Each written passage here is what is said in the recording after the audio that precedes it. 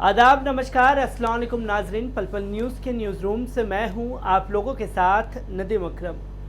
दिल्ली दंगे में गोदी मीडिया और पुलिस यकीनन अपनी पीठ थपथपा रही हो और ये बताने की कोशिश कर रही हो कि खालिद सैफी, उमर खालिद और ताहिर हुसैन मुख्य आरोपी हैं, जो चार्जशीट में दाखिल की गई रिपोर्टों में दावा किया जा रहा है। पर हमारा गोदी मीडिया ये भूल चुका है कि वो ना जज है, ना ही अदालत है और ना ही पुलिस जज है, ना ही अदालत है। जो चार्जशीट दी गई है उस चार्जशीट को आगे बढ़ाया जाएगा। आरोप अभी साबित हुए नहीं कि हमारी गोदी मीडिया ने ढोल पीटना शुरू कर दिया कि खालिद सैफी जो है दंगे का मुख्य आरोपी, गिरफ्तार खालिद सैफी ने मिलकर के रची थी पूरी दिल्ली दंगे की प्लानिंग। इतने करोड़ की फंडिंग हुई, इतने करोड़ की बातचीत चल रही थी, यहाँ मीटिंग हुई, वहाँ मीटिंग हुई, तमाम तरह की बातें हम गोदी मीडिया द्वारा आप लोगों के सामने आती हुई दिखाई दे रही हैं, जिसमें रिपब्लिक भारत, आज तक और तमाम वो मीडिया घराने हैं जो लगातार एक नफरत भरा प्रोपेगेंडा चला रहे हैं। आखिरकार इस आग में कुछ विदेशी वेब पोर्टल भी खुद चुके हैं जो अमेरिका में रह करके चल रहे हैं और वो लगातार नफरत फैला रहे हैं एक खास समुदाय के खिलाफ, खास तौर पर उन लोगों के खिलाफ जो इस सरकार के खिलाफ और आरएसएस के खिलाफ बोलते हैं। क्योंकि ये लोग कनेक्शन की बात कर रहे हैं, तो एक वेब पोर्टल है अमेरिका का जो लगातार नफरत फैला रहा है और एक खास समुदाय को बदनाम करने की कोशिश कर रहा है, जिसके कनेक्शन का पता हम लोगों ने लगाया है। और अंत तक आपको ज़रूर ये वीडियो देखना चाहिए, क्योंकि किस तरीके से एक प्री प्लानिंग के तहत आरएसएस मुस्लिम समुदाय के लोगों को फंसाने की साजिशें रच रहा है। रविश कुमार, राजदीप सरदेसाई पर हमला करने वाली अमेरिकी वेबसाइट बेनकाब हो चुकी है। मोदी सरकार की नीतियों का विरोध करने वाले पत्रकारों को कई दिनों से लगातार ये अमेरिकी वेबसाइट निशाना बना रही थी। 10 जून को भारत के कुछ पत्रकारों पर एक अमेरिकी वेबसाइट पिगरूज.com ने एक रिपोर्ट छापकर बड़ा हमला किया। ये पत्रकार गोदी मीडिया से नहीं थे, ये पत्रकार है रविश कुमार, अभिसार शर्मा, नेहा दीक्षित, राजदीप सरदेसाई, सिद्धार्थ वरदराजन, अरफा खानम शेरवानी के अलावा कुछ नेता जिनमें कविता कृष्णन, उमर खालिद और कन्हैया कुमार आदि पर आरोप लगाया गया कि इनके लिंक एक कथित जिहादी खालिद सैफी के साथ पाए गए हैं। लेकिन इस अमेरिकी साइट के बारे में मैंने खोजबीन कर कुछ तथ्य जुटाए हैं। उस अमेरिकी वेबसाइट में खालिद सैफी के साथ इन सभी पत्रकारों के फोटो दिए गए हैं, सिर्फ ये साबित करने के लिए उमर खालिद सैफी के साथ रविश कुमार या अभिसार शर्मा के फोटो हैं, तो जरूर उनके संबंध आरोपी से हैं और उनका हाथ दिल्ली दंगे में है। जैसे ही ये रिपोर्ट सामने आई, भारत में आरएसएस भाजपा के तमाम बड़े नेता उसे ट्वीट करने लगे, लेकिन चंद घंटे में इस अमेरिकी वेबसाइट के रिपोर्ट की विश्वसनीयता तार तार हो गई। जब खालिद सैफी के साथ भाजपा नेता कपिल मिश्रा की 1 दर्जन से ज्यादा फोटो ट्विटर पर नजर आई, इसमें कुछ फोटो में तो कपिल मिश्रा मुस्लिम टोपी लगाए हुए नजर आ रहे हैं और खालिद सैफी से गले मिल रहे हैं। कपिल मिश्रा की खालिद सैफी के साथ इतनी फोटो सोशल मीडिया पर नजर आई कि भाजपा आरएसएस के नेता जो अमेरिकी वेबसाइट की को तेजी से ट्वीट कर रहे थे, वे बिलों में दुबक गए। चीख मार चैनल के संपादक अर्नब गोस्वामी, जो 10 जून की रात में टीवी चैनल पर इस पर डिबेट करने की तैयारी कर रहे थे, सदमे में चले गए। तो आइए पहले ये जानते हैं कि खालिद सैफी कौन है। खालिद सैफी दिल्ली में सक्रिय सामाजिक कार्यकर्ता है और लंबे समय से टूर एंड ट्रेवलर्स का बिजनेस करते हैं। दिल्ली में जब सीए एनआरसी विरोधी आंदोलन जामिया और शाहीन बाग में शुरू हुआ, तो वे अपने संगठन यूनाइटेड अगेंस्ट हेट के जरिए इसमें शामिल हुए।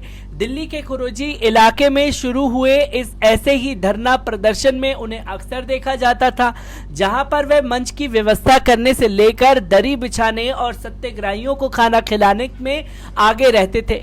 दिल्ली पुलिस ने खुरेजी धरना स्थल को हटाने के लिए 26 फरवरी 2020 को वहां धावा बोला।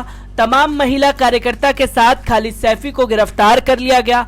इस गिरफ्तारी के बाद उन्हें अदालत में पेशी पर एक व्हीलचेयर पर लाया गया।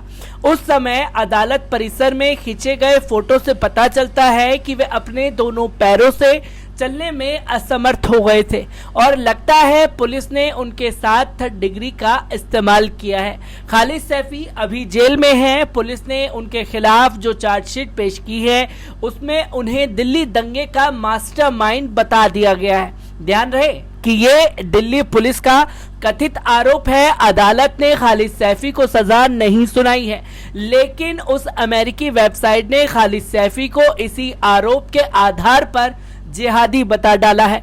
इतना ही नहीं, ये यहाँ तक आशंका जता दी कि जरूर उसके पास विदेश से पैसा आता होगा। हालांकि दिल्ली पुलिस की चार्जशीट में ऐसा नहीं लिखा है, लेकिन इस अमेरिकी वेबसाइट ने अनुमान लगा लिया कि टूर एंड ट्रेवलर्स का बिजनेस है तो जरूर बाहर से पैसा आता होगा।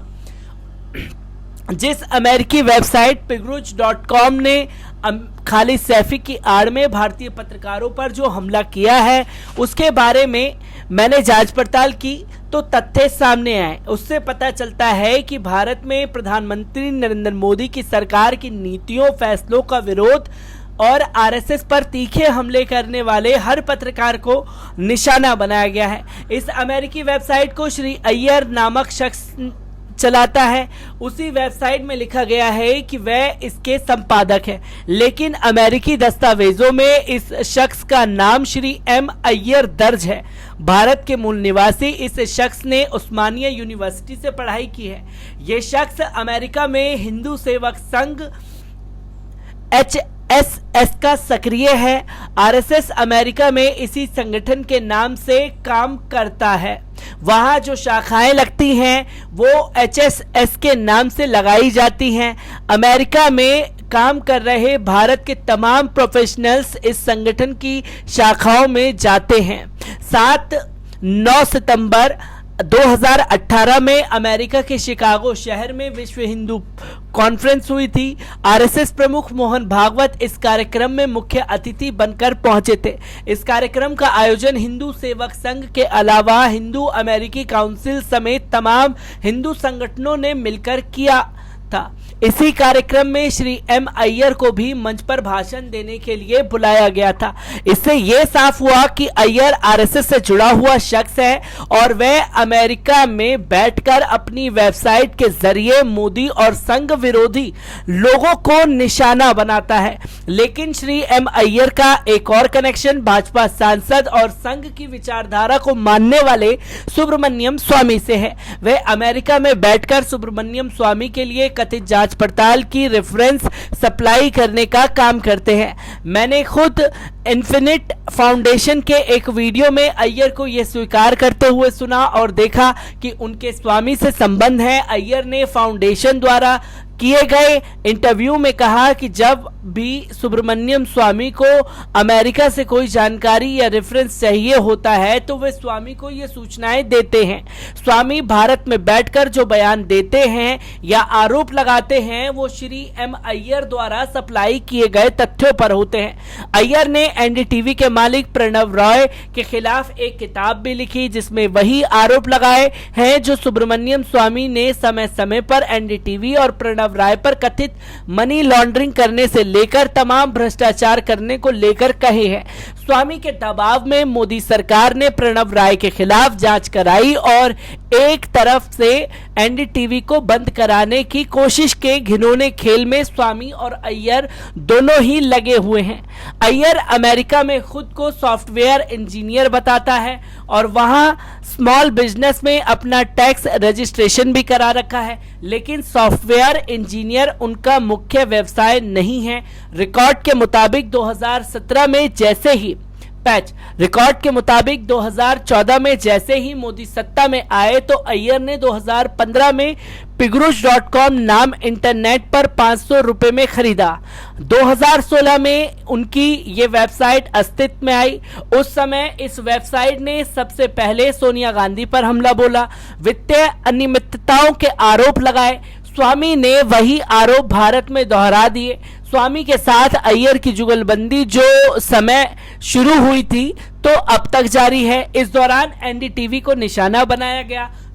अय्यर का कोई दफ्तर नहीं है और ना ही इस वेबसाइट के लिए वहां काम करने वाले कर्मचारी हैं। महत्वपूर्ण बात यह है कि अय्यर ने पिगरोज को वहां स्मॉल बिजनेस के तौर पर दर्ज कर रखा है, जहां पर अय्यर ने खुद को सीईओ बताया है। अपनी वेबसाइट के जरिए भारत में अल्पसंख्यकों को गाली देने वाले अय्यर ने अपने इस धंधे को अमेरिका की माइनॉरिटी ऑन बिजनेस दिखा रखा है। सैन जोस कैलिफोर्निया के जिस 4 कमरों के घर में वह रहते हैं वहीं उनका दफ्तर है। इतना ही नहीं, वहां एक जयेंद्र कला केंद्र भी चलाता है जो उनकी पत्नी चलाती है। सुगंधा अय्यर उस कला केंद्र में महिलाओं को भरतनाट्यम सिखाती हैं।